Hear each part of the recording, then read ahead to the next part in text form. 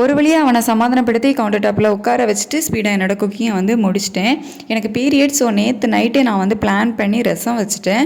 காலையில் நமக்கு சாப்பாடு சைடிஷ் மட்டும் பண்ணால் போதும் அப்படின்ட்டு எவ்வளோ சிம்பிளாக முடியுமோ அவ்வளோ சிம்பிளாக வந்துட்டு கேரட் பீன்ஸ் போட்டு பொரியல் பண்ணிட்டேன். இந்த பொரியலுக்கு நான் கட் பண்ணி வச்சுருந்த கேரட்டுக்கு தான் போன ஷார்ட்ஸில் அவர் வந்து அவ்வளோ அலப்பராக பண்ணியிருப்பார்.